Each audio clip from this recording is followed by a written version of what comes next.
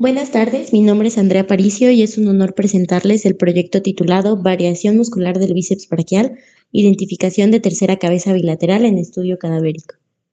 Este trabajo ha sido realizado gracias a la colaboración de diversas instituciones académicas, incluyendo la Universidad Michoacana de San Nicolás de Hidalgo, la Universidad de Pamplona, la Benemérita Universidad Autónoma de Puebla y la Universidad Autónoma de Nayarit. Asimismo, quiero agradecer a los contribuyentes clave en este proyecto, como lo son Ponce de León Equivo Oscar Alejandro, Ferreira Árquez Humberto, Andrade de la Rosa Miriam Arlet, Ramírez González Diego, Benítez Díaz Santos Fabián y su servidora Sánchez Aparicio Andrea. El músculo bíceps braquial forma parte de los músculos del compartimiento braquial anterior. Proximalmente se forma por dos elementos: una cabeza corta que se inserta mediante un tendón en el vértice del proceso coracoides de la escápula, junto con el músculo coracobraquial, y una cabeza larga que se inserta a través de un tendón en el tubérculo supraglenoideo de la escápula. La presencia de una o más cabezas y o fascículos accesorios es la variación anatómica más frecuente del músculo, mismas que pueden causar compresión de estructuras neurovasculares cercanas. En objetivos tenemos describir la presencia de dos fascículos bilaterales del músculo bíceps braquial en un cadáver femenino, incluyendo sus características formométricas y relaciones con estructuras vecinas. Comparar el hallazgo con la literatura previa sobre variaciones musculares del bíceps braquial, destacando su frecuencia, distribución por sexo e incidencia a complicaciones clínicas. Asimismo, el análisis de la relevancia clínica y quirúrgica de esta variación. En metodología se utilizaron un total de 24 cadáveres formalizados almacenados en el laboratorio de morfología, 48 miembros superiores de una mujer y 23 hombres de diferentes grupos de edad, cuyo rango fue de 45 y 92 años. Se excluyeron regiones en miembro superior que presentaran deformaciones por trauma, malformaciones congénitas o cicatrices de antecedentes quirúrgicos. En nuestros hallazgos describimos un cadáver femenino de 62 años con presencia de dos fascículos accesorios bilaterales. Para ubicarnos un poco en la primera imagen, tenemos una vista ventral del compartimiento antebraquial anterior del miembro superior derecho, en donde podemos observar primeramente la cabeza larga del músculo bíceps braquial, marcada con el número 2, y la cabeza corta del músculo bíceps braquial, marcada con el número 8. Partiendo de esta referencia, justo en medio de estas estructuras encontramos al fascículo accesorio, conformado de dos lengüetas musculares. La primera marcada con el número 6, siendo la lengüeta medial del fascículo de 8 centímetros de longitud y 0.5 centímetros de diámetro, y la lengüeta lateral marcada con el número 4 de 5 centímetros de longitud y 1 centímetro de diámetro. Podemos apreciar de manera más individualizada en la siguiente diapositiva la lengüeta medial con una línea blanca que sigue su trayecto. Y en la siguiente podemos ver la lengüeta lateral con una línea azul que sigue su trayecto. Aquí podemos observar una vista ventral del compartimiento antebraquial del miembro superior izquierdo. Como puntos de referencia tenemos a la cabeza larga del músculo bíceps braquial, marcada por el número 2 en la imagen, y al músculo coracobraquial, marcado con el número 5 de la imagen. El fascículo en este caso nace de la cabeza larga del músculo bíceps braquial, sigue su trayecto hasta anastomosarse con el músculo coracobraquial, y se encuentra marcado por el número 3, con una sola lengüeta voluminosa de 8 centímetros de longitud y 1.3 centímetros de diámetro. Continuando con nuestra discusión, observamos previamente un hallazgo bilateral en una paciente femenina en la que se identificaron fascículos musculares, uno de los cuales se unía al músculo coracobraquial. En una revisión sistemática que incluyó el análisis de 10.604 miembros superiores, se encontró que la incidencia de una cabeza accesoria del músculo bíceps braquial es del 9.6%. El hallazgo más común fue una sola cabeza accesoria unilateral y en individuos masculinos.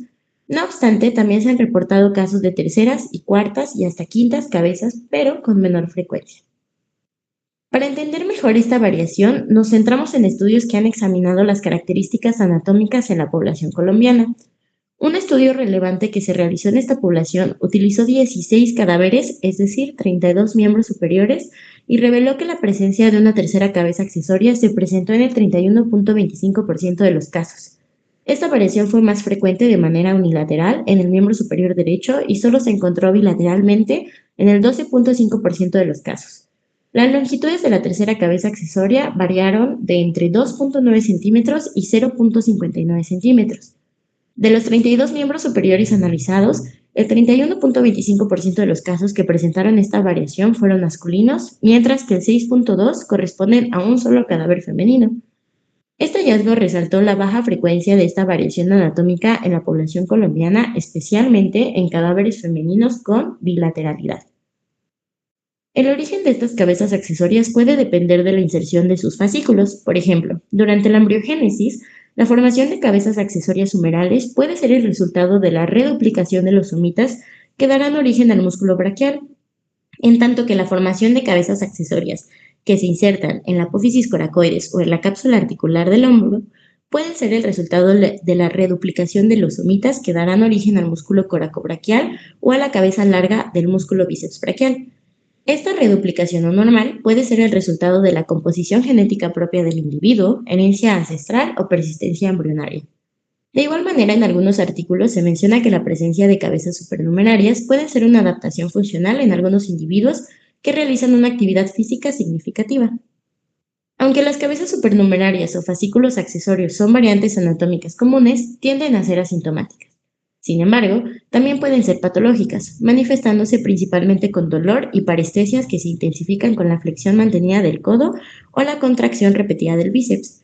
Estas molestias suelen irradiar desde la cara anterior del codo y el antebrazo hacia la eminencia tenar y los tres primeros dedos de la mano. La manifestación clínica más común asociada a la presencia de estas cabezas supernumerarias es la compresión del nervio mediano, que es un nervio mixto originado de todas las raíces del plexo braquial. A nivel del brazo se sitúa medialmente al bíceps, acompañado de la arteria braquial. Tiene acción sobre los músculos pronadores y flexores. El síndrome del atrapamiento del nervio mediano es un padecimiento que puede presentarse a distintos niveles del miembro superior, como el síndrome del atrapamiento por el pronador, el síndrome interóseo anterior o el síndrome del túnel carpal, dependiendo de las inserciones de los fascículos accesorios. En el examen físico, los pacientes pueden mostrar déficit motor caracterizado por debilidad en los músculos dependientes del nervio mediano distal al codo, incluyendo el abductor corto, el oponente del pulgar, los flexores de los dedos índice y medio. Esto se puede traducir en una pérdida de la fuerza de la pinza y de la destreza manual fina. Adicionalmente, los signos clínicos más relevantes son un túnel positivo en el pliegue del codo, la reproducción de los síntomas con la fricción mantenida y en algunos casos disminución del pulso radial por compromiso vascular asociado. A diferencia del síndrome del túnel carpiano, que se presenta en la muñeca, este cuadro se caracteriza por la aparición proximal de los síntomas y por su asociación con la actividad o posturas del codo, lo que permite diferenciarlo clínicamente de otras neuropatías comprensivas más comunes. Otros padecimientos ocasionados son el desgaste del manguito rotador debido a un pensamiento generado por un fascículo accesorio a partir de la cabeza larga o el pensamiento de la arteria braquial. Desde una perspectiva quirúrgica, la importancia de esta variación radica en su implicación en casos de fractura de la diáfisis humeral, donde este fascículo adicional podría desplazar fragmentos óseos complicando la reducción y el tratamiento.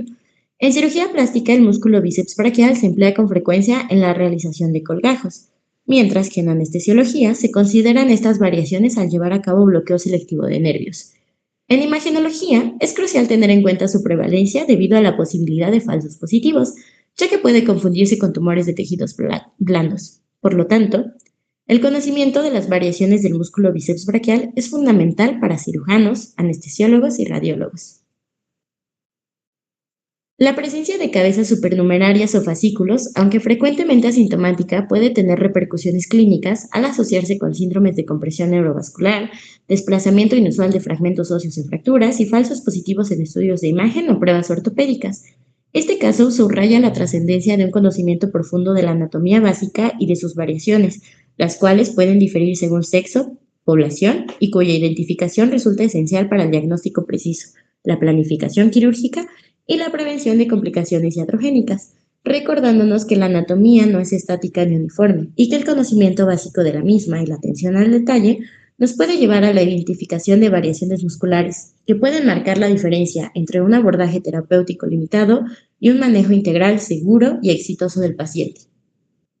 En esta investigación utilizamos fuentes de anatomía clásica y artículos recientes sobre variaciones anatómicas del bíceps braquial para fundamentar nuestros hallazgos, mismas que pueden encontrar referenciadas en esta diapositiva. Agradecemos a las instituciones que colaboraron, así como a los valiosos donantes de cuerpos que hicieron posible este estudio. De igual forma, esperamos que nuestro proyecto haya sido de su interés y pueda ser útil para futuros estudios. Muchas gracias por su atención.